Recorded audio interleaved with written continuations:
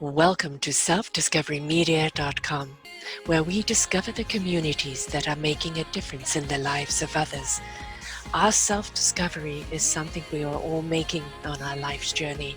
Here you will find the people that will be your guidance, that will be your inspiration, that will be there for you in support on your journey of life. Do enjoy. Our next show is... Good morning, good afternoon, and good evening, everybody, wherever you are in the world. Welcome back to Choose Positive Living on selfdiscoverymedia.com. I'm your host, Sarah Troy, and my guest today is Jessie Wild.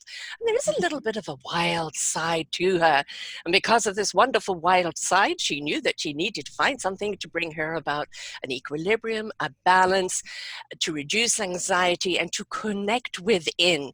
And so mindfulness and yoga and inner health and outer health and everything is what she's all about.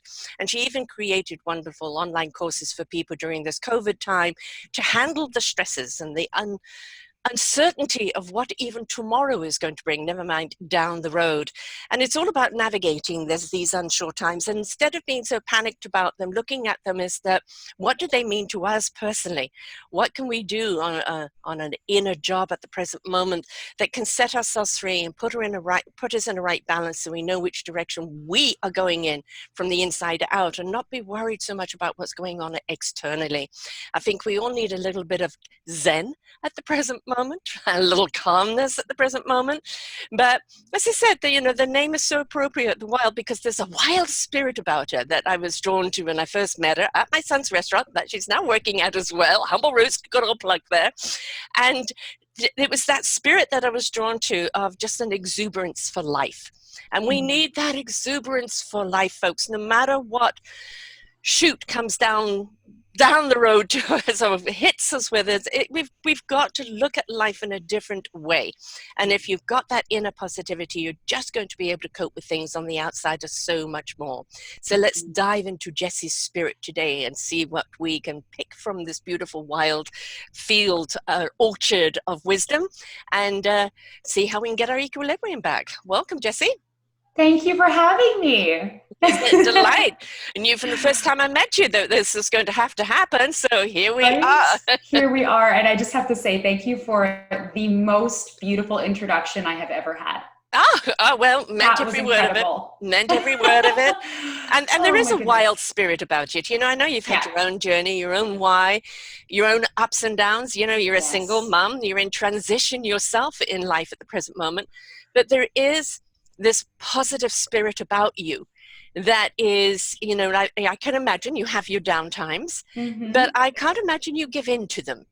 Not for very long. I've learned over the years. So the wild spirit that you've been speaking about is because of how I was raised and just coming from a society and expectations within cultural backgrounds of conformity. I was led down a path that was not in alignment with the truth of who I truly am.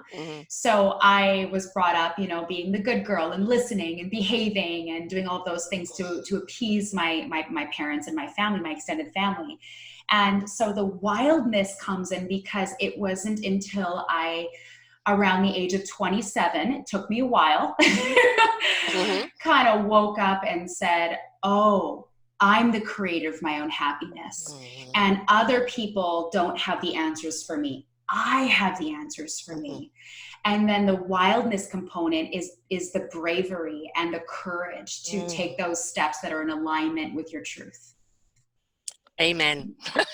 Amen. Yeah, because it's tough. And it's going to hit us. I call them the redirects. Whether it's 27 or 57. In my case, it's the redirect. That where suddenly you realize you're at a dead end. Life isn't working for you. Yes. And that you're hitting your head up against a brick wall. You're so discontented with yourself. Yeah. And you're blaming your surroundings. And really it is like, no, your surroundings are a reflection of what's going on the inside. Absolutely. Right? So calm the waters on the inside. Redirect yourself to calmness. And then you will find the outside will start matching the inside. I could not agree more. that requires work, doesn't it? It It requires, most certainly does. as you said, no one can tell you what to do, but what they can do is guide you. They Mm-hmm. can share with you, which you are now doing with other people. You're Mm-hmm. sharing your why. You're sharing the skills that you've learned that Mm-hmm. helped you Mm-hmm. discover you and find your equilibrium and Mm-hmm. redirect yourself. And that's all that we can do in life, is that we can be there as an inspiration. We can be there with our tools and our skills and share Yes. them. But it's Yes. up to each and every one of us of how we apply them Yes. and whether we Yes. participate in our own lives. Because I think we've got a society that keeps waiting for someone else to fix them without Exactly. realizing it's your job. You got it. You got it, sister. And that's been my journey in a nutshell, is understanding that I have the answers for me. And like, I love that you use the word inspiration, because that's how I view outside influences now. It's not being good or bad, Mm-hmm. but that it piques my interest and I get curious Yes. around certain people like yourself, that I want to ask more and Mm. inquire about their journey, because I see something in someone that inspires me to be a better version of myself, because they've connected to different layers that I Right. perhaps haven't tapped into yet. And that was when I found yoga, actually, was around the Mm. age of 27, because something needed to shift. Just like you said, my environment was just not in alignment with my truth. I was a box ticker. So I Mm. got married really young. I met my ex-husband when I was 19 and got married at 23, had the child at 25, had the house, had the job, the car, the dog, the white picket fence, did all the things. Everything that is supposed to make you Everything. happy. Yes, yes. Yes. Mm-hmm. All the things that society tells us, and my family traditions, Mm-hmm. coming from a strong Italian Catholic background, Mm-hmm. that is the way that things are meant to be, and that's how you achieve long-lasting happiness and fulfillment.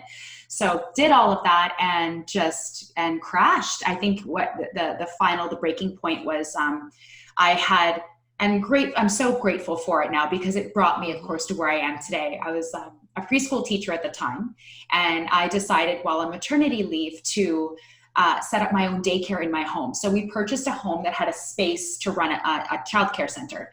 So I did that.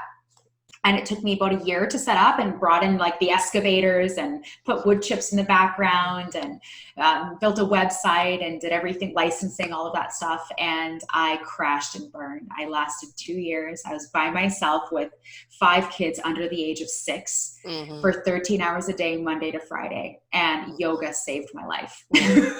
Yes, and It being saved my around life. that age group who are Yeah. the whole Yes. time, you need some Yes. yoga to Totally, switch sister. everything off. And Bring it back down. this is definitely during the COVID time, we've taken our hats off to the Yeah. care, to the child caregivers and the Yes. teachers and everything else, and to realize what they do go through on a daily basis. Yes. So yeah. Yes. Absolutely. Lots of awareness there, for But sure. you said, the inspiration. For me, I always say the inspiration begets invitation.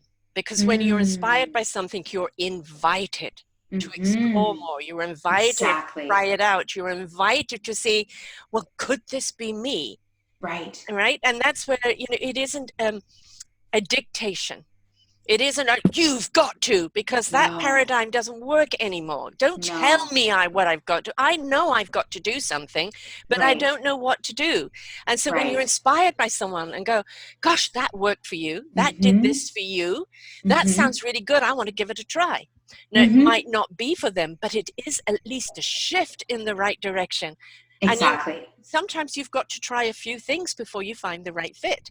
For sure. For sure. Absolutely. And I remember, if I could recall, when I was in that state of not really knowing who I was, not knowing what direction to Mm-hmm. go in, there was quite a few different scenarios, of course, being the yoga studio and seeing those poised yoga instructors at the front, just in their power and their Mm-hmm. confidence. I hadn't really seen an example of a woman in her power before yoga and before, I remember going on a bachelorette party with my ex-husband's cousin's now wife, and her friends, and we all went to, I think it was Yakulit. There was somewhere on the island, and they were just, just completely confident and just exuding this level of self-love and compassion and acceptance for their bodies and for themselves. And at that point, I was just so embarrassed about my body. You know, I had lost 60 pounds. So I was around 205, I think, at my peak. So, you know, the stretch marks, the loose skin, and we idealize our bodies needing to be a certain way in order to love them and to have this acceptance piece.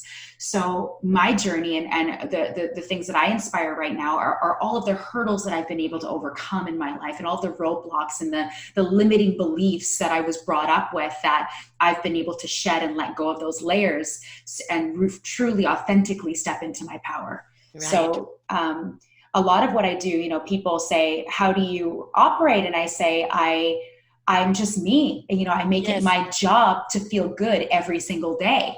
And just by me simply being myself, I inspire others to get curious and ask me questions. And then I have my offerings to people. Right. And that is the way it's meant to be done. And this is what we're telling people all along. Please be you. Oh, yes. Your self-discovery is in what is your beautiful instrument in life. Learn to play that instrument. Find an orchestra to play it with. Right? And be that inspiration for other people. It's not about you emulating someone else. No. It's not about you becoming this person or that person. It's not about loving yourself only when you're thin. It's loving yourself fat, thin, square, oblong, triangle, whatever it is. It's finding that self-love. And when you do, you find the inner peace, you find the inner purpose. And then that in that instrument, you just become it. And you know what, we say this in any business: before people buy you, they're going to before they're going to buy your business, they're going to buy you. Right? I've heard that. You know, and you know, again, another thing with my son, as you know, he is the business.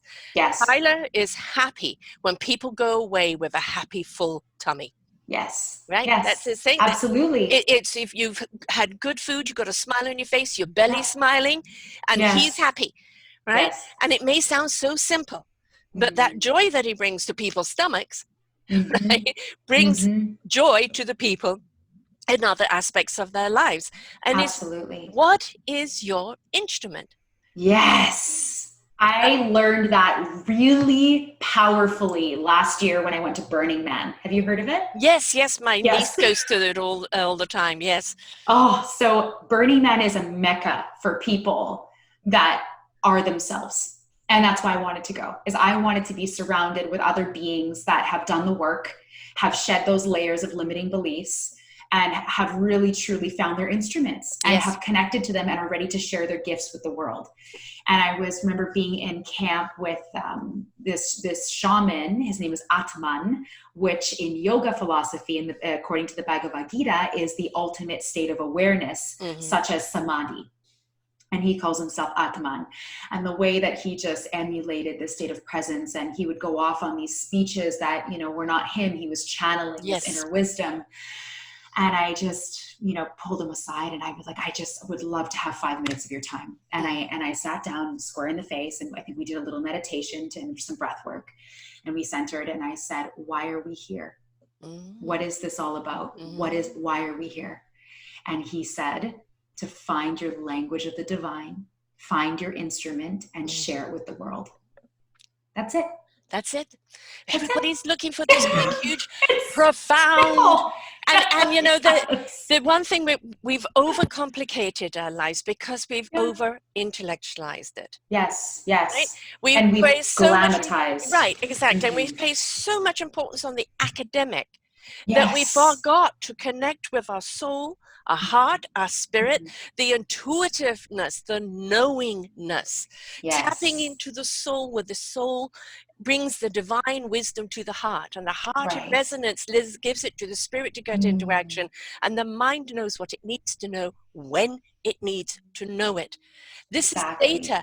This is a load of information. But if we don't bring the wisdom in, how are we going to know how to use the knowledge? Right. And that is the work that I do, is I teach people to get out of their heads and into their bodies. So that we can connect to that internal knowing that is a feeling. It's not an intellectual idea or a thought. No. It's a feeling that we learn to recognize. Feeling the thoughts, not the thoughts. Yes, exactly. So that's my whole jam is I teach people through yoga, through breath work, through mindfulness activities. Sometimes it can come in the form of cold plunges or plant medicines. I work with plant medicines on a beautiful scale, really connecting inward and in a controlled environment that is safe and supports an internal journey of the self. So I use these, I call them all my medicines and my tools to help bring people into that state of true acceptance of self and surrender, where then we can then feel our knowing and feel our way through life instead of thinking and judging our way through life. Judgment. Leading forgiveness, having to forgive. What do they mean by that? They're attacking me. Vulnerability, insecurity, and we've just riddled with it. And why are we riddled with it? Why are we so dysfunctional as a human nation right now?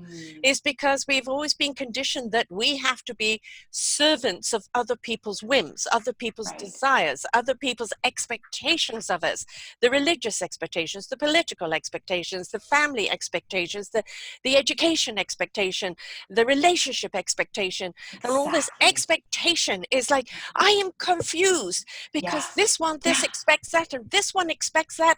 And I've lost myself, and I lost myself completely because I bent myself to living up to everybody else's expectation until I was a pretzel. And I love that you said that. Completely lost myself. Yes. How many times has it happened in your life? Quite a few. Okay. Yeah. I'm so glad I asked that question because it's happened to me 3 times now. But as I get older, it happens less and the period of time gets shorter. Yes. And my ability to return home gets easier. But you're also in a cosmic energy now that is allowing people. It's giving people permission. It's inviting people to become themselves. I'm from the era of woman and of the expectations. You know, be the wife, raise the children. Misogyny. It's all about the husband. And we had to wait until the shift. So 2012 was the shift. And and ever since then, the volume has been turned up on our frequency, year by year by year by year. And we're seeing people rise up to it and other people being left behind completely. Yes. Right. And so if you go with that flow and stop and just say, you know what, as Popeye says, I am what I am.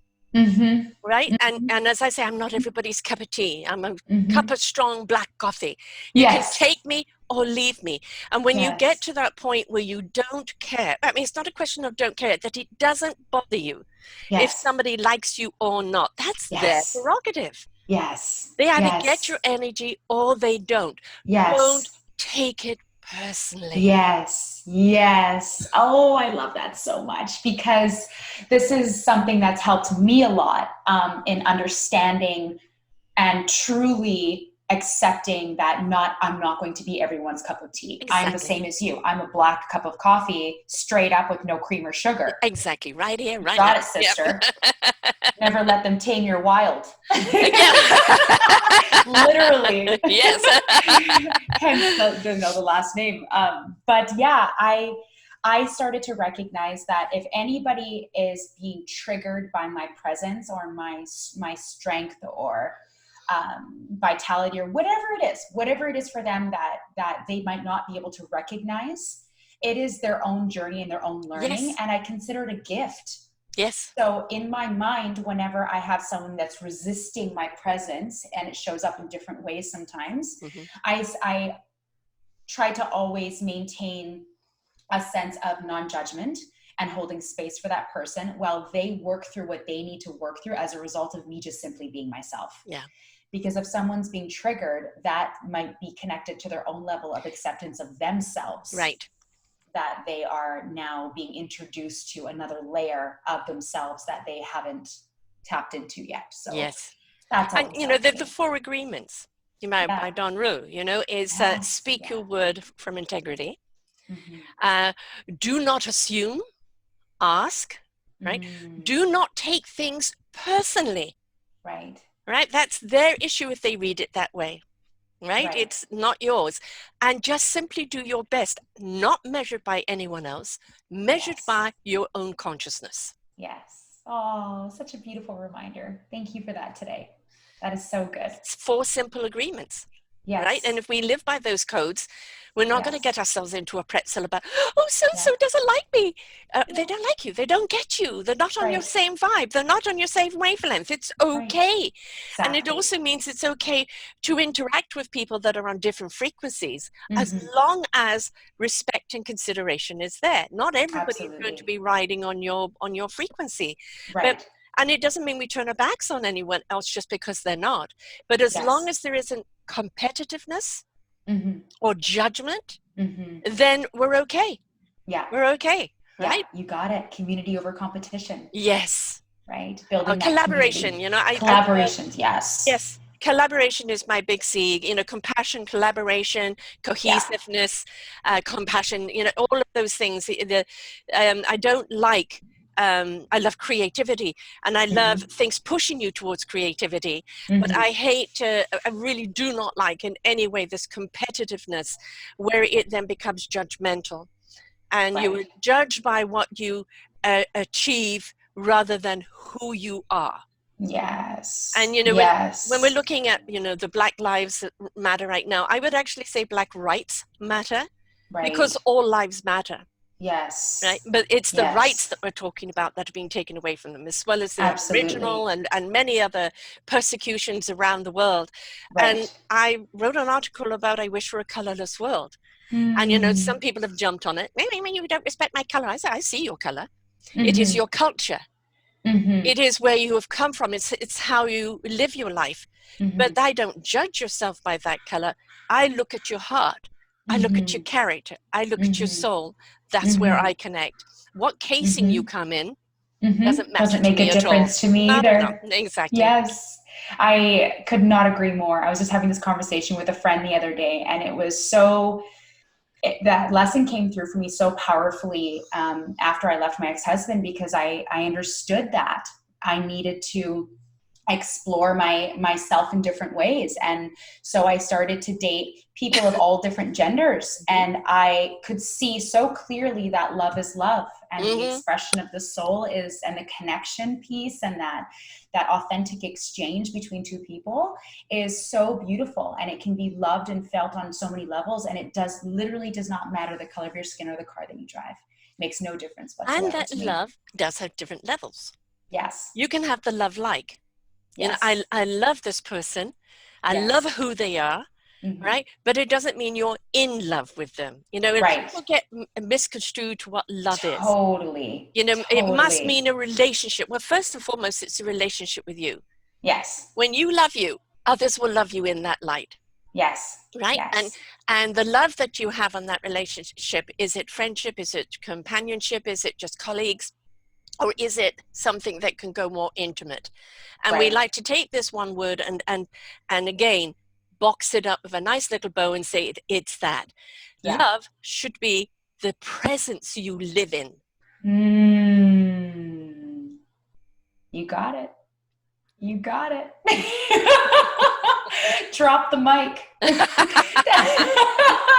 The presence that you live in. And I think that that's one of the things that COVID did so beautifully for people, because if you didn't have a strong foundation and a strong presence in love going into COVID, yes, it was very difficult for you. And yeah. I was on the spectrum of it being difficult. So I had to take a really good look at myself and say, what are my practices where I am returning home to myself, and how am I staying true to me? Because I let myself go during COVID, and it took me having to just completely eject out of my home and go to Whistler for 4 days by myself to reset. I always return back to running. So that's part of my spiritual practice, is running and exercise. So I just ran my little heart out and ate really well. And I developed that 7-day spiritual maintenance plan for anxiety and depression that we'll talk about in a bit. And I just returned home, and I said to myself, I can't believe I did it again. I lost myself to the house, to the cleaning, to the child, to the taking care, to the all of this stuff and the expectations of, childhood just started to come forward as almost like my default setting. Yes. And Well, you've I got, just, you've got to understand it's not just this lifetime's, yeah, programming. It's your yeah. ancestral programming. It's past life programming. It's, Oh, for sure. cellular programming. And just because Yes. you've changed course doesn't mean that when you get shifted into an unknown, which COVID Mm-hmm. has put us in, Mm-hmm. an unknown, and in the beginning, most certainly fearful, Yeah. because we had no idea what is it, where Yes. is it, how do we get it, and everything else, and we're in Totally. protective mode, and so of course it is going to throw us out of the loop, Yeah. right? Yeah. And it's Having so the funny tools to how, put yeah. yourself back in sync is Yeah. is important. Exactly. Exactly. And I'm glad that I did it again, because now I've learned new tools Yes. and I have a better way and a different way of expressing it to people. And I have a new language to give to people and to offer to others that want to work with me in my offerings. Because I really had to return home to myself again. Yes. And it was really difficult in the beginning, but I remembered all of the lessons that I had learned the first and the second time around, and they just came flooding in. So that's why I asked you, is like, Yeah. how many times have you had to do it in your life? I Because trip for me, over it's been myself. 3, Yeah, but I how know, many but times for it's, you? and you may have more, and all it Yeah. is a readjustment to the situation. Yes. Right. Like an attunement. An Yeah. attunement, and as coaches or counselors or spiritual people, we're inclined to be there for Right. everyone else, and we're the last ones on the agenda, right? You got it. And it's one of the reasons I do these shows where there's so many coaches and counselors and mentors and motivators, is that they need support too. Yes. Because they're constantly giving, but who is Yes. replenishing their cup? Yeah. Right? And if you don't replenish your own cup, then you're going to Yeah. find yourself thirsty. Yes. Right? Yeah, So, totally. And that's what happened. I was like, oh, I've caught enough. Somebody give me a glass of water here. And that's the thing, is if we say it all the time, the old oxygen on the plane, oxygenate yourself first before anyone else. And you got it. We want to, especially if we're caregivers in any way, we want to go out there and help everyone. And in doing so, we very often spend every last ounce of ourselves, and we can't give anything if we're depleted. Totally. And we have to replenish. So we have to have self-love, self-care, be a little selfish. Yes. With your own time. Selfish it's okay. Is the new self-love. It is. And it's not the selfish at the expense of someone else. Right. That it's the selfish of the care of someone within you that you're neglecting. And if you don't pay attention to that, how can you be anything to anyone else? Totally. And when you get to that point where you're screaming for something to shift within the self because you feel just so depleted, that feeling was so strong inside of me during COVID at one point. And I'm just so grateful that I got to experience it again. Yes. Because now I'm working with clients that are describing where I was, three months ago. And I can truly, authentically relate to it. And teach them, how I was able to pull myself out of it and what it meant to me and the thought process that came in with it. During COVID too, I was teaching a lot online because this was a time when people really needed a consistent program and someone to show up for them every day. And even though it did help me to show up for my audience and for the members in my classes every day, taking them online, it definitely took its toll on me as I just sort of started to let the background go, because I was getting refueled by being in people's presence. Like I'm the definition of an extrovert. So I love teaching and being in front of, 30, 40, 50, the number can go as high as it wants to. And I'm okay with it in a classroom, but I no longer had that. So working through a screen, I wasn't receiving what I was giving. And I didn't recognize that I wasn't receiving what I was, as much as I was giving, until it was to the point where I was like completely depleted and just needing to escape and reset myself. Yeah. So I recognize that now. And I know that, because I was humming and hawing about taking my business online or opening a studio. And I know now in my heart that having a physical studio space is definitely the way to go, in the same way that Tyler has a restaurant business, having that face-to-face interaction, that contact, that is a huge part of my of my self-love and where I Right. get my needs met. And that's part of the reason why I'm at the restaurant, is because my social needs are being met now. Yes, exactly. Because I know what I need. Right. I know what I need for my happiness, and being around lots of people and serving them in that way, and those quick, awesome, authentic interactions fuel my soul and bring me so much joy. Yes, Love, that is me completely. I also think that those that have gone through it make the best teachers. Yeah. Right, because you can relate. You've been there. It may not be exactly the same, but you understand the feeling. Yes. Right, and you can speak to it, and so it's more authentic. And I think that's the reason why many of us kind of have to go through suffering, is to understand what suffering is, and to be empathic about it, and compassionate about it, and understand what they need. Yes. And I understand, right now you build your clientele up online, and then when COVID is open, you open up that studio and they'll all be very hungry to actually come to the studio and do it. So we have to go with whatever the flow is. Last week I did 8 shows. I normally do 4. And I've got 6 this week. Wow. And I prefer to stick between the 4 and 5 because, it takes a few hours to do each show. And last week it was 8. And I do my own show every week on Sarah's View of Life. And sometimes I have no idea what I'm going to do until I press record. And I press record and I admitted I am tired. Right. I am tired, and what I need is a nothingness day. I have got stuff piled up here that I've got to address that I can't because I'm too busy doing shows. Right. But what I would love is a day where there is nothing on the agenda. No one has any expectations of me. I could sleep all day, or I could disappear all day. I could just do what I want and have a nothingness day. And I think this is something essential that we have, a day where there is no expectation on you at all. It's just a me day. Me day. That's what I call it. A me day. I tell people I'm busy doing nothing. Yes. I'm busy. And the importance of doing nothing. Oh, right. It is a nurturing of yourself from the inside out. It is a calming, it is a reconnecting. It is just giving yourself a great big wonderful hug of love and caring. And if we don't do that, then we get spent. Right. And we seek it outside of ourselves, from our partners, from our friends, from outside sources to give us what we need to give to ourselves. Exactly. So we need to do whatever we need to do. And, the world is changing quite considerably right now. For a long time, it's been profit at the expense of people and planet. And one of the lessons we're here to learn in COVID right now is that while we're busy pointing fingers, there's 3 pointing back at us. We know everything is wrong out there. The system is broken. Everything it has reached that peak. There was a movie back in the 70s called Network, where a guy opens up the window and said, I'm sick and tired and I can't take it anymore. And this is what the world is doing right now.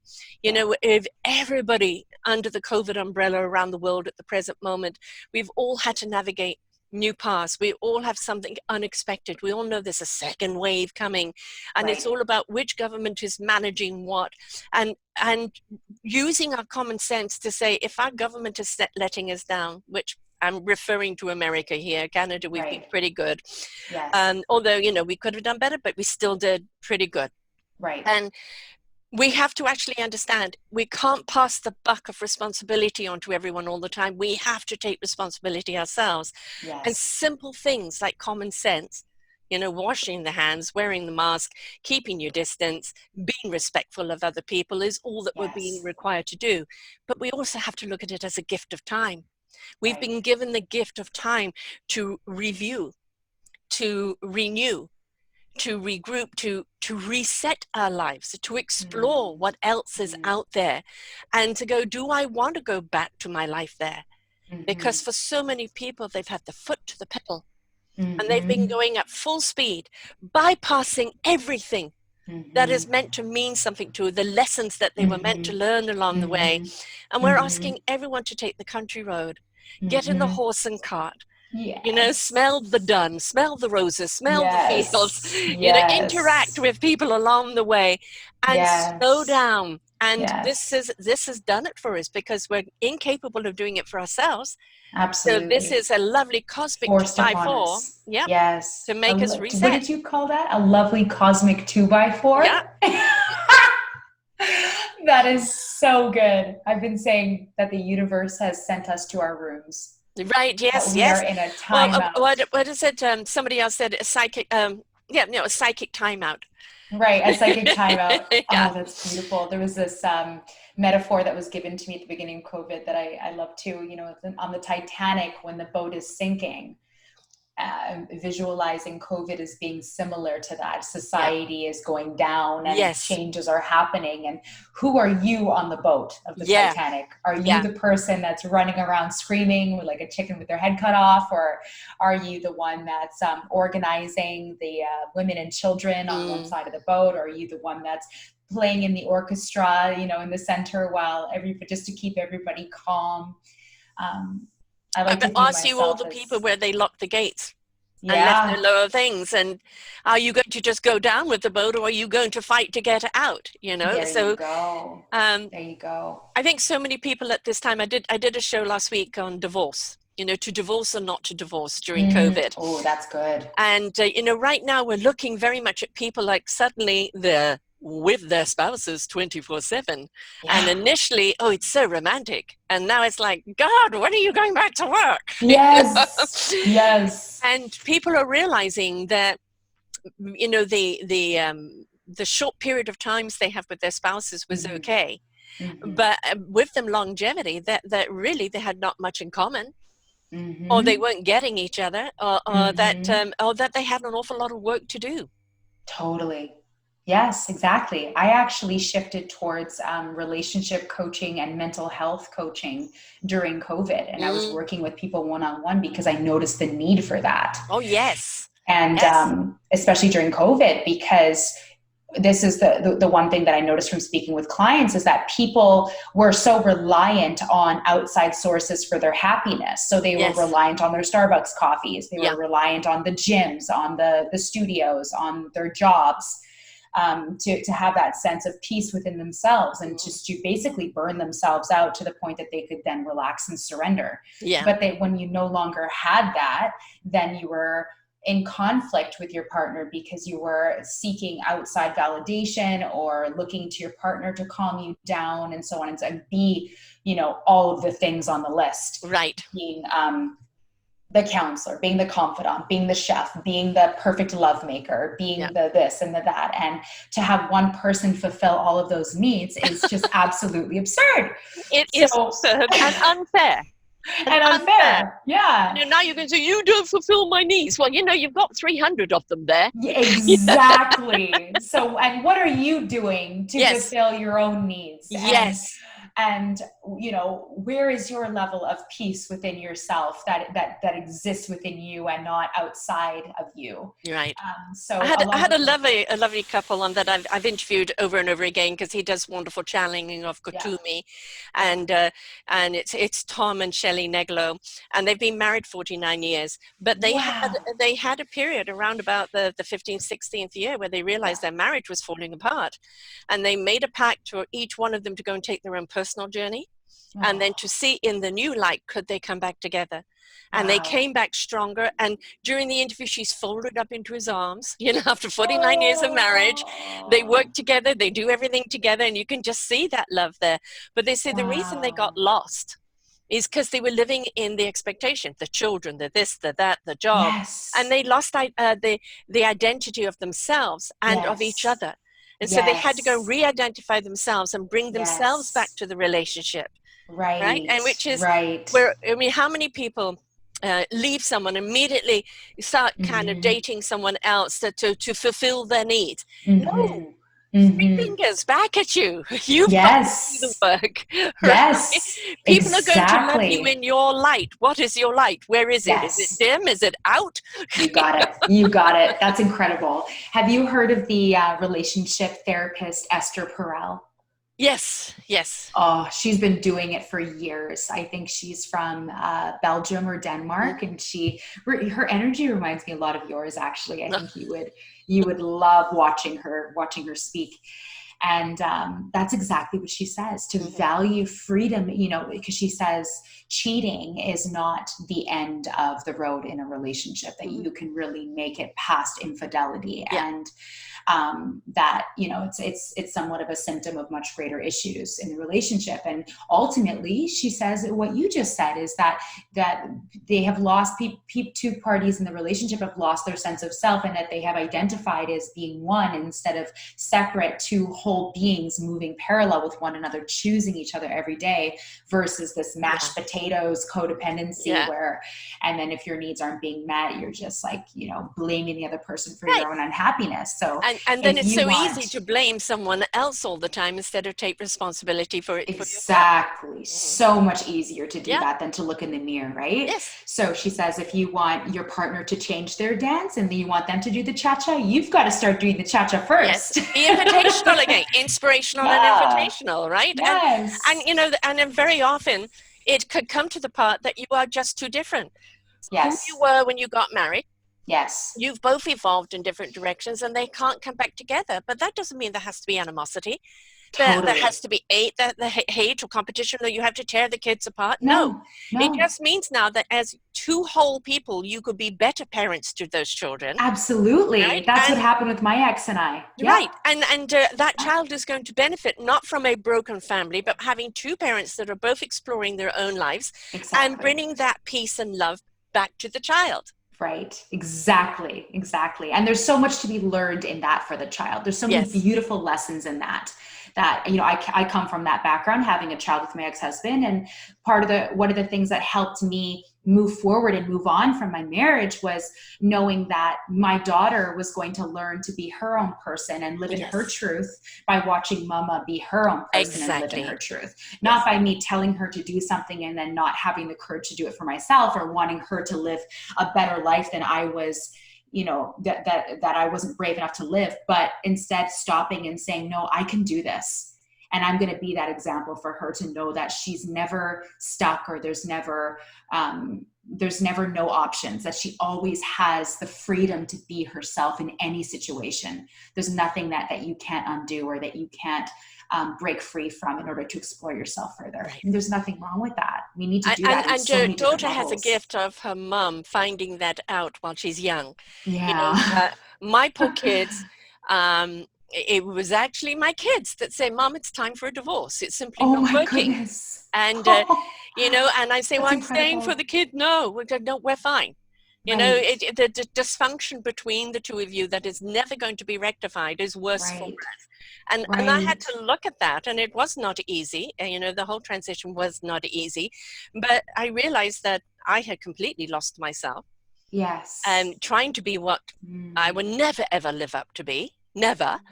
And in that journey of my own self-discovery, which has been a good 20-year journey. And, I started these shows 8 years ago, and now, of course, have my own network. I found who Sarah is and who Sarah's meant to be and what Sarah's meant to do. And I'm very happy with who I am. And people, as I said, can take me or leave me. I am no longer going to bend into any pretzel for anybody. Yes. Right? I'm a willow tree. I will blow in the wind. My branches are very, very flexible, but you're not going to break my trunk or uproot my roots. Yes, exactly. For your selfish needs or desires. Exactly. And not going to happen. And I'm very happy being with me. Yes. And sometimes I would love to have a partner just to go out for dinner with, or dinner parties and things like that. Certain things you do miss, having a partner for. But at the same time, I'm certainly not going to lose myself. For a partnership, if it comes, it comes. And I can take myself out for dinner, which I often do. Yes, lovely. I have no qualms of going off, to a restaurant, having a glass of wine and a bite to eat. I can be just as good company for myself as I can be with someone else. That's beautiful. That's beautiful. I have a question for you. Is it okay if I ask you questions? Of course. Okay. This is your interview, but can I ask you a question? I have a zia, an auntie, which is auntie in Italian, that speaks so much like you. She reminds me so much of you. She's very strong in her power, dates herself, does all of those things. And she tells me that she's one of the reasons why she's not unwilling to date and move forward at this point in her life is that she's unwilling to compromise. Yeah. But then you hear, and I feel in relationships that even through my own personal experience, that compromise is at the top of, one of the things at the top of the list. So can you explain to me the balance between, Okay.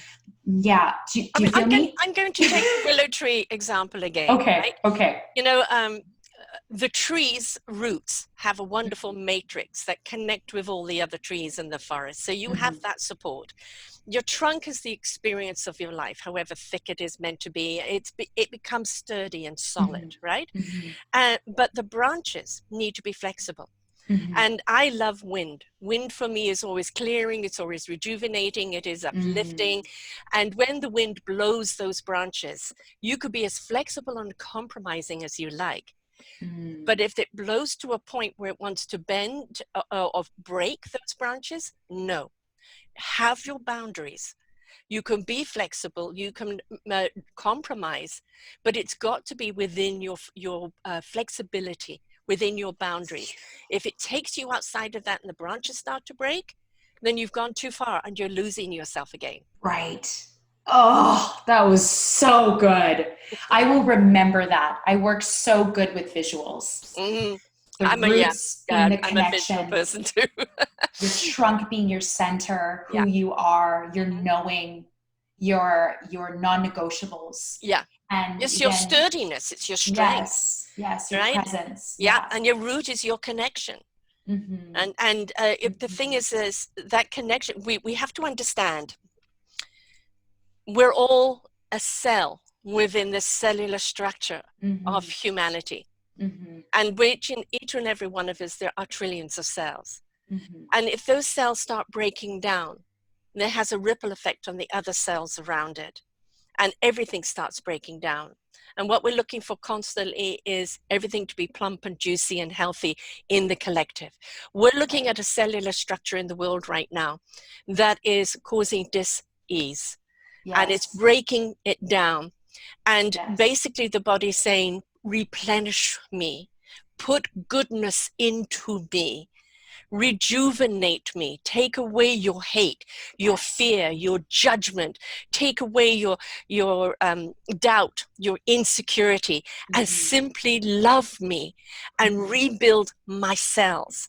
Because if we look at each and every one of us as a cellular structure in that collective, we are responsible for our own plump juiciness and healthiness in that collective, right? And so we don't want to bring a diseased cell to the collective because it will ripple out. Absolutely. So we owe it to the collective humanity, to the universe, to this planet, to all energy, to be as plump and juicy and healthy and as abundant as we possibly can be. Right. Because we are the solution that we seek. Right. Oh, I love that. We are the solution that we seek. And just to tie it back with the discomfort that we're feeling. Part of the work that I do is because I believe that everything is in a cycle and a process of death and rebirth. Death and rebirth, that is the natural flow. We see it in the seasons. We see it in everything all around us. Nature tells us everything we need to know about life. It's right there. Yes, everything is seasonal. Everything is seasonal. Everything. Yeah. But what I've found with talking with humans and working with people is that they have a really hard time letting themselves die, letting themselves burn, being in the discomfort, that they're constantly treading water and not allowing their one of my favorite books is called Untamed by Glennon Doyle. Have you read that one? No, I haven't. Recently. Oh, that one's just so good. And she says that we are preventing ourselves, we are trying to resurrect ourselves from the ashes before allowing for the crucifixion to happen first. Right. And I really resonated with that. And I got very clear during COVID as my part of what I do is teaching people to sit in their discomfort and sit with their pain and not try to change it, avoid or distract themselves. Or numb it. Numb it. Yes. And we do it in so many different ways. Some of us do it with food. We do it with relationships. We can do it with shopping. We can do it with drugs, alcohol, you name it. Like it can come in multiple different avoiding. Absolutely. One of the ones that flies under the radar the most is seeking outside validation. Yes. I was like a validation junkie. I can definitely say I'm in recovery from that. Yes, I can definitely say that has been one of my curses as well. Yep. So just stopping all of that seeking and grasping and the desiring, and just allowing yourself effortlessly let yourself. A tree doesn't think about how it's going to grow. It just grows effortlessly. A forest has abundance of different trees. Yes. And they're all growing at different levels of life. And even when they fall, life comes from them. So life is constantly in a cycle. And what we've got to understand in our book of life, there are going to be many chapters. And you can't start a new chapter until this chapter is concluded. You've got it. Whether you look at it as a death, and for some people, oh, that's too much. Look at it as an end of a chapter, and you need to tidy up that ending. Because you cannot take, this in conclusion into the next chapter. Yeah. Right? The next chapter has to have something that will lead you into the possibilities, something that will lead you into the clarification, something that will lead you into the direction you're meant to go in. One of the books that I'm spouting about right now is Who Moved My Cheese by Spencer Johnson, MD. Okay. It is a book that's been around for donkey's years. It's so metaphorical. It's two men, two mice around abundance of cheese. One day the cheese is gone, and there's the reaction of all four on that cheese. Sniffy and Scurry go and sniff out and scurry new cheese. Cheese is gone. Let's go look for it elsewhere. Hem and Ha. Well, Hem wants to sue someone, wants to kill someone. Give me back my cheese. Right? Angry. And Ha is like, I don't know what to do. Where do I find it? Where do I research it? Where do I this and that? And eventually realizes, look, I'm getting hungry. If I don't move, I'm never going, I'm not going to make it to the next cheese. So I've got to do that. And it's all about change. And I'm a true colors coach as well. So those 4 key personality traits there are very much aligned with our personality traits. Right. And when we understand our trait is to be hesitant or to be naturally fearful or not to like change, then we know we're going to have to work more diligently on creating a path that we feel safe with in order to accept the change and move forward. And for other people, it's like change, innovation. I can do this, I can do that, I can do this, I can do that. Right? And not everybody is going to be at that level. It depends on the personality trait. It depends where they're at. And we have to guide people and navigate them through the waters that they feel safe in. Right? Because not everybody's going to dive into the ocean and swim to the other side. Other people, going to need the cruise ship in the canal. Totally. And I think that there's a way that we can practice it. Yes. That we on a daily basis. Yes. And that is honestly, and make it a norm. Make it a normal. Yeah. And it's the willingness to fail. Yes. Oh. And to do you something. You don't know success until you know failure. Yes, totally. Totally. And I think that what holds people back from accepting change and moving forward and progressing in that way and innovating the experience is that they're too afraid to look dumb or to not succeed. And what will people think of me? Exactly. Right. Coming will back people to that, right? judge me? Yes. Will I look stupid and inferior? And where does that come from? That comes from that highfalutin academic brain only with people that haven't connected with heart and soul, because heart and soul doesn't judge you. Heart and soul wants to nurture you. Totally. So, and that's where that faith piece comes in, where you know that the universe has got your back no matter what. And just go for it. That was part of the reason why I went to Humble Roots too, is because I committed to failing 100 times this year. Yeah. I'm just going to do things. You know what I consider failure? Failure is when you give up and don't do anything. When you don't learn. Yeah. When you don't learn. What I actually call, what you might call failure, I call them redirects. Yes. All right. Okay. I've hit a cul-de-sac. Am I going to beat on the wall and say, give me an opening? Or am I going to turn around and look for another avenue? Totally. It's a redirect. Yes. If something hasn't worked, what did you learn from it? Right. And it might be simply, that was a wrong turn. Yes. Are you going to panic and just stay there? Right. Or are you going to turn around and look for another way out? You got it. Totally. Another way forward. For sure. And I think for a lot of people too, it's a pride and ego will hold them back from trying new things. Right? So ego is a whole different show. It certainly is. I tell you, when I work with people one-on-one and I put them in pigeon's pose for, 6 or 7 minutes on one side, the ego shows its ugly head. Oh, yes. And then that's my job to be like, you're safe. breathe, and go inward, because those are all those moments where we are being tested when in high levels of discomfort, which shows up in fitness, it shows up in Pilates, it shows up in yoga, it shows up with cold plunges. Then those are the moments right there in the moment when you're panicking and you want to freak out and run, to go. It's an invitation to go deep. Yes. To find new levels and layers of peace within the self. And this is something that we can practice every single day. And breath work can be one of the best things for it. And exploration, change our mindset too. Is like, it's unknown and I don't know where I'm going to. Exploration. I'm going to explore this. This is an adventure. Would we be here in this country? Would we be anywhere in the world if we didn't have explorers? If we didn't have adventurers, if we didn't have creatives, if we didn't have people, I wonder, if I did this and I did that, what would happen? Would we even simply have a light bulb if Einstein hadn't done, 1,000 of them and didn't stop at 999? Yes. Right? And the thing is that the persistence of trying, that didn't work. Take note, try something else, And, it may change its entire look and its entire purpose by the time you get it to work.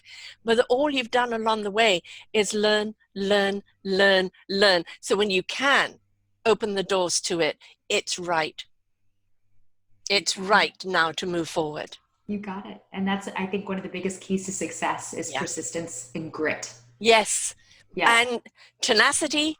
Yes, all the things. But I also think where is it coming from? We all would like to have some success, especially some financial success, because we're human and we need to sustain our humanity.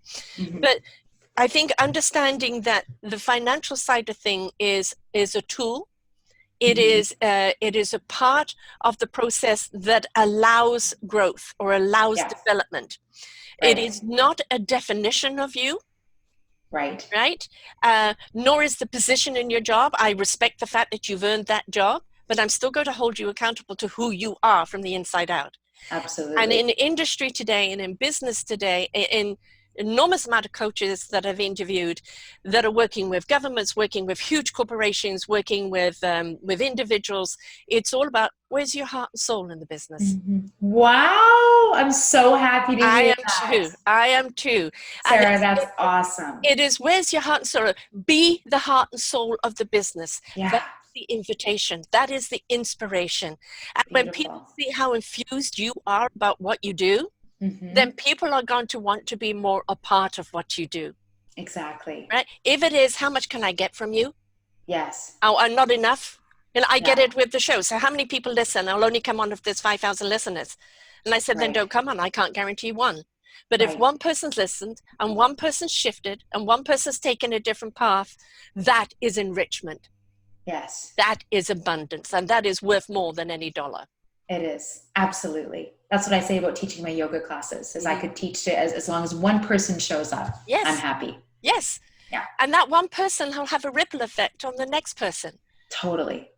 And that actually, there was a guy that was a war, he admits he was a warmonger. He kept signing up and going back because he didn't know how to live here, because he was in the adrenaline all the time. Yeah. And then a friend of his got him to come and do a yoga class. And it changed his life. And now he has this yoga platform for veterans and their entire families. So that amazing. All of them can get onto that plane. Yes. Right? And be at one with each other in that redirection and reintroduction and recovery as a family. Absolutely. And he said, never, if you told me yoga was going to do it, no, I never would have thought. I'm the one that goes out, first one out the gate, first one in the line of fire. And here I am in peace now. Totally. So there's a very common misconception around yoga and what it is. People think that it's a physical practice and it's to look a certain way, or I don't even know how what people think of it, but I know that a lot of women are attracted to it. Yes. And a lot of men think that it's a woman's thing. It's a woman's activity. And I have met some male yoga teachers and male participants. That's where I met my partner. He was coming to class and I was like, oh my goodness, such an amazing exploration of yourself in class. And we just started talking, and he was like, I've never felt so good in my entire life, that it is harder than I thought it could have ever been. And the benefits from it are everything, because yoga is truly a way of life. It's not just a physical practice. It's a lifestyle. And to be a yogi it's a path that you can walk and continue to revisit your whole life, because it's not about being a master. There's no such thing. It's not a sophisticated form of calisthenics. It's a constant state of inquiry, becoming the teacher and then the student, and the teacher and the student. And it's representative in the cycle of life that we see in everything.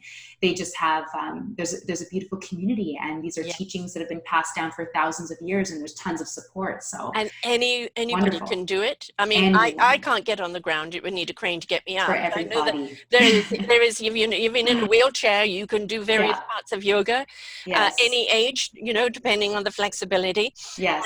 And it is mind calming, and when the mind is calm, the body will be calm. You should definitely talk to Tabitha and Rebecca, because they're doing yoga all the time at home, and they should do some yoga with you.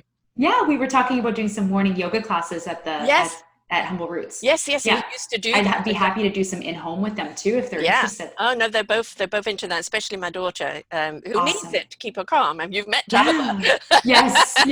Talk about a whirlwind. She is that. Yes. She's a go-getter. She's a free spirit, total free spirit that nobody can encapsulate. But that the yoga for her has been the calming. It has been the one to kind of center and bring her down. And and for me, especially as an asthmatic, breathing is so important, obviously, because I know what it's like to be without breath. Is so But it's also that at least 3 breaths to calm down before you speak, before you react. Yes. And then 3 breaths, is it important?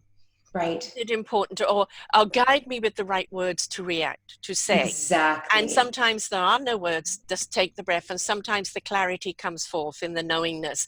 It certainly does. We are too quick to react instead of taking that breath. And just centering ourselves before we do anything. Exactly. And that's it. That is probably one of the biggest teachings of yoga, is it helps us to broaden our perception of life.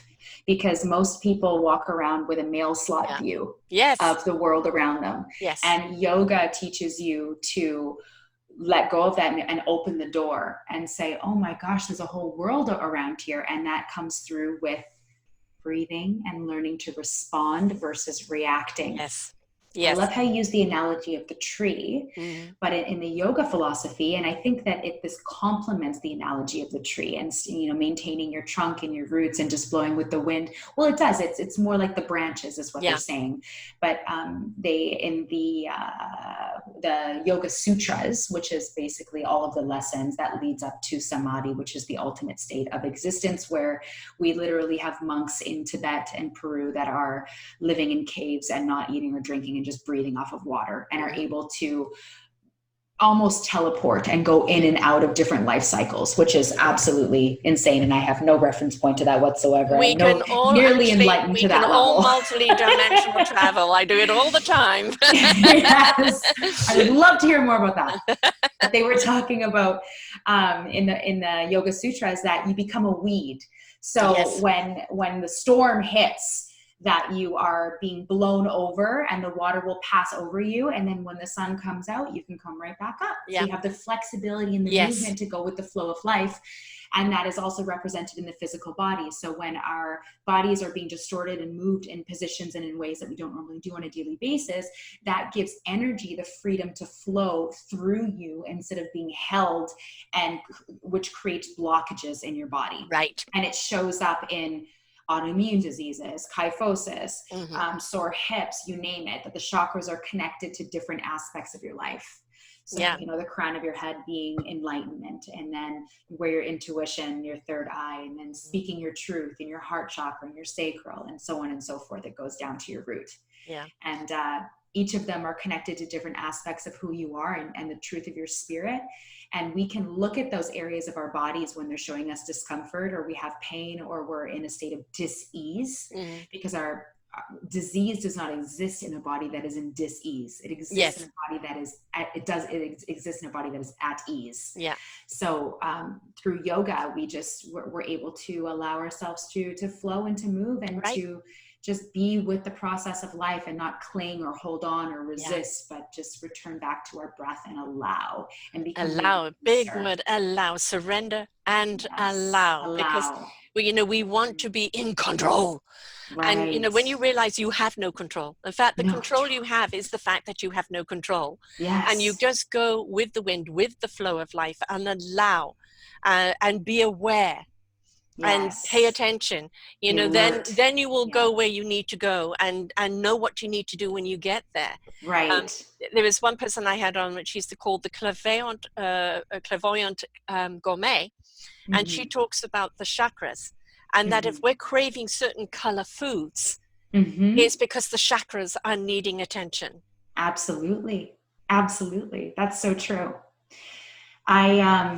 I've learned so much through the process of yoga, because even down to, when I'm feeling distressed, or I'm feeling like out of place or whatever, that word allow connects me to a sense of alertness. Yes. To increasing your perception of more possibilities for your life. Yeah. Be open. Ready to receive. Yes, but we can't see those possibilities unless we are in a state of alertness. Exactly. And awareness is everything. Yes. And to achieve that level of alertness and awareness where we can perceive more possibilities, anxiety and depression is that mailbox view, because we can't see other possibilities for our lives. But when we open the door, anxiety and depression falls away, because we can see that we are truly limitless in our potential in life.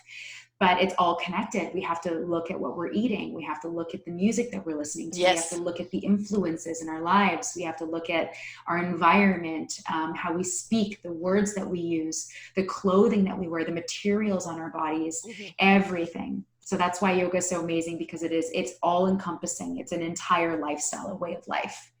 It's stepping into a sensuality, and a lot of people associate sensuality as sexuality, and it can lead them most certainly to a heightened sexuality. But to be tuned into your sensuality is literally to be tuned into your senses. And when you're tuned into your senses, you can read what you need to do and who you are and what is around you, because you are open and ready to receive. Everything is open and ready to receive. You can feel the energy, and you go with the flow, and you inquire, or you understand what is in front of you, and you just don't start and analyze it. Well, what does this mean, and this and that? No, take the step forward. It will be revealed.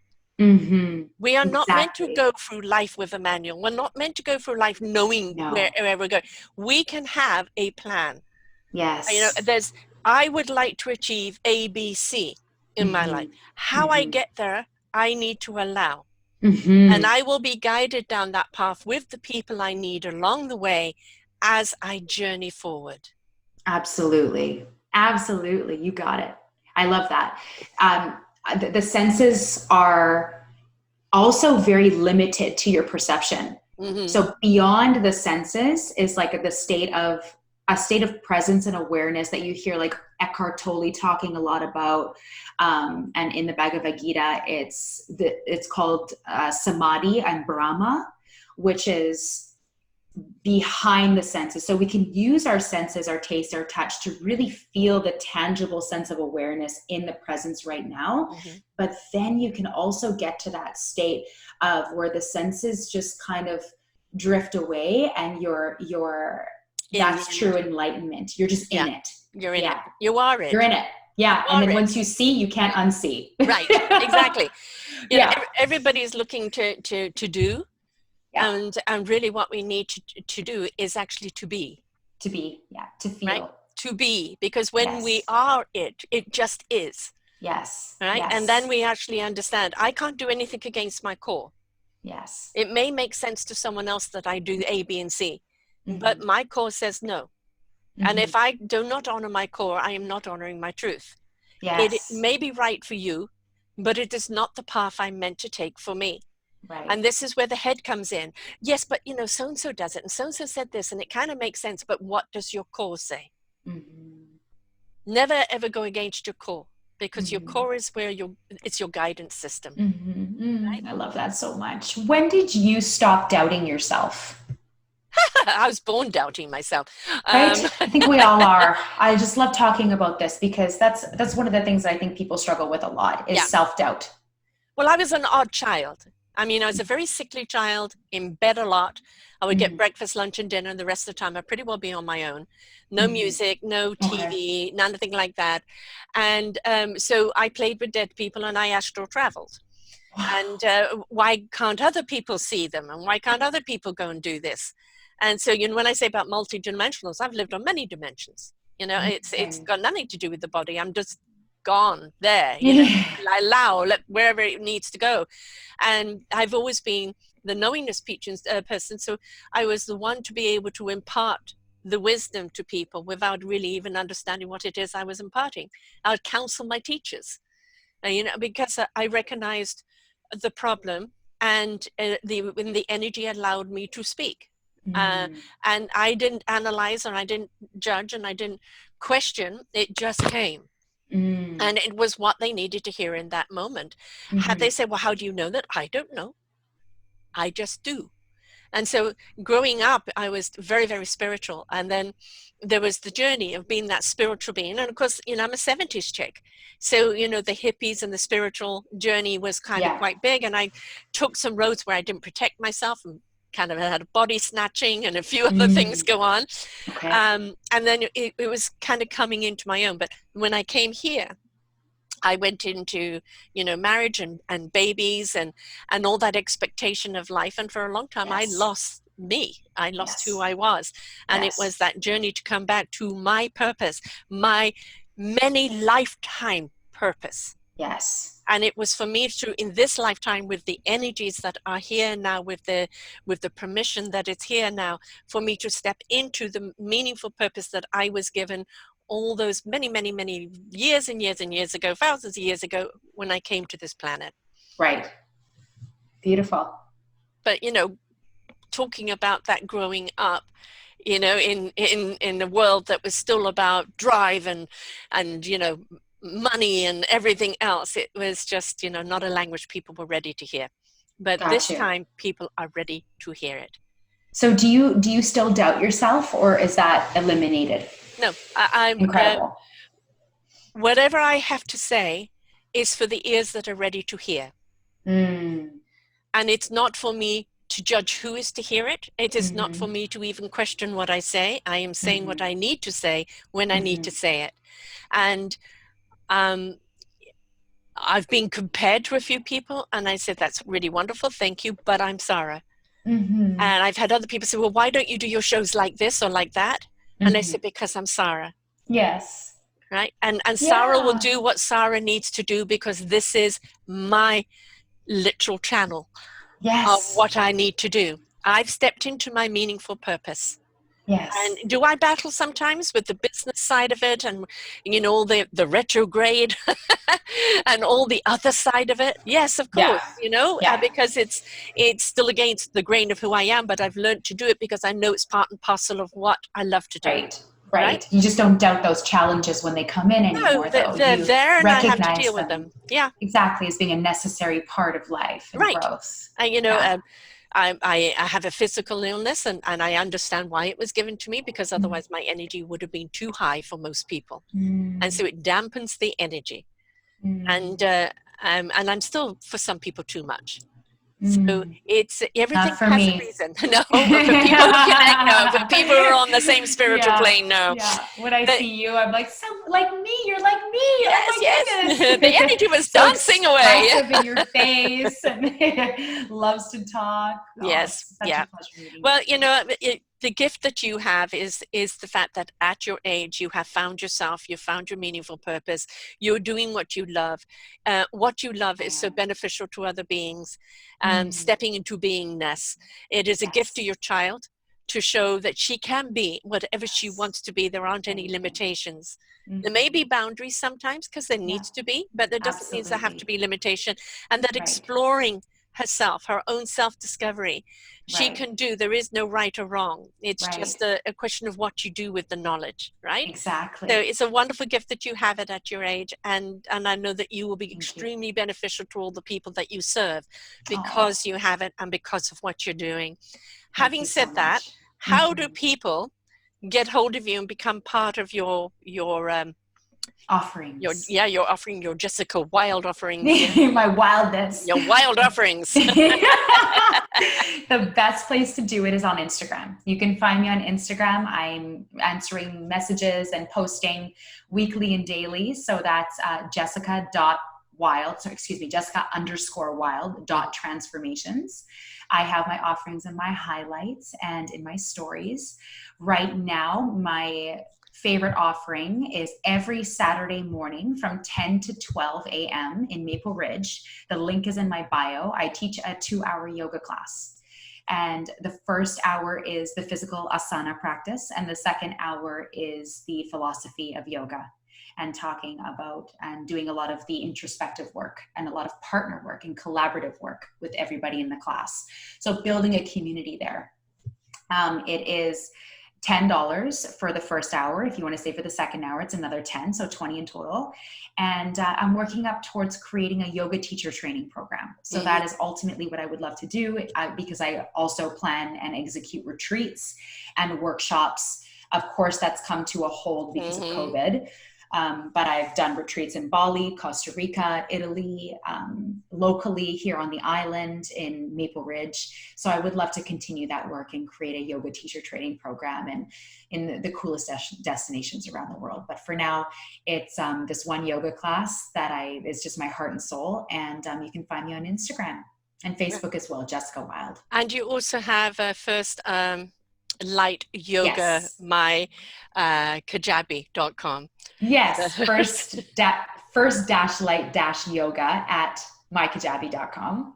I'm pretty sure that's it. You'll attach the exact link into the bio. What that is if so even in my bio on Instagram, you'll see the link to it's a weight loss cheat sheet is what I call it, but it's an invitation to be added to my email list, which then I will email you my offerings. I've also organized an ecstatic dance party that happened this past Saturday. I had 17 people come out and it was so much fun. And I have access to some amazing venues locally in Maple Ridge. So yes, and while you go off there, then you go off to the roots afterwards for a good healthy meal. Exactly. And I've been sending, that's so funny that you said that, because after my yoga class in Maple Ridge, because it's down the street, I've been sending people to Humble Roots. Like if anybody's interested in lunch, and they've been going, so it's great. Yeah, and they'll keep going back too. Good food. Yes, it is. And of course, you're Jessica Wild on Facebook as well. I am. Great. Yes. I'm really glad we connected, definitely on many levels. And I will actually be lunching with you soon, along with Anna, who I had on, which I know that you guys are going to get on exceptionally well. The same energies there. And, it is about, knowing our instrument, finding our orchestra. And, you could even be a person that jumps from orchestra to orchestra, depending on what it is you want to play. But it's know your own music, know your own gift, and know and allow to use that gift. And because that gift is what you are here for, is what you're here to do. Yes. Yes. I could not agree more. Thank you so much. You are definitely using your gift. And you have found your instrument. I have found my instrument, yes. And I've created an entire orchestra here, the Orchard of Wisdom Library, ready for clicking. And it's, with sharing, the wonderful whys and the stories and the hows and the knowledge with people like you. So, it's, as I call it a library when people are ready and they're looking for a solution. Come and cruise. I'm going to be cruising away. I've been looking for a new podcast. So there are so many people I know you will find a synergy with. And there are so many people out there that have made their own self-discovery and found their beautiful instrument and now sharing it with the world. And as I say, the greatest gift is people sharing their vulnerability, what they've learned from it, and sharing those tools and gifts and passion with everyone else. I don't think there's any better gifts than that. I don't think so either.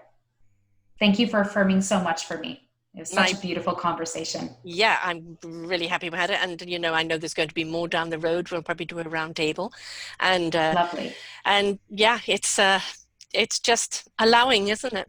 It Allowing. is. Go with the It flow, is. allow, explore. Yoga has been known for so long to be a place to find your center. Yes. And, you know, whether you feel, oh, I don't know, I physically know I can't because of my disability, but I know for so many other people, well, I don't know if I could do that. Well, you know, you're not going to go in there big pretzel straight away. No. You know, it's there's the beginning. Baby steps. Baby steps, but we're willing to take those steps and tap into your breath and tap into the connection of your body. And as Michael Pascal, a monk, he said, you need to be the mountain amongst the chaos. And he literally takes people into Times Square, when Times Square was open, and has them meditate amongst the chaos. It's not meditating in the silence, it's meditating in the chaos. So whenever you're in chaos, you can find your center and you can find your peace. Because you are the peace that you seek. Yes. And you should be able to find it anywhere. So good. I want to create that. That you just gave me an idea. Thank you. I think I'm going to have to create a Grand Central Station or a Center Square and do that. That sounds absolutely beautiful. Thank because I mean, again, with so many people, it's all very well when you're quiet, but how often are we quiet? Right. And when do we need that equilibrium, that balance, that peace? We need it when we are amongst the chaos. Exactly. And that's the work that I do, is practicing when we're not in it, but conditioning the soul to breathe and to return home in those uncomfortable situations. No matter where you are, no matter what's going on. So I'm always looking for new ways to make people feel uncomfortable. Essentially. Yes. So that is great.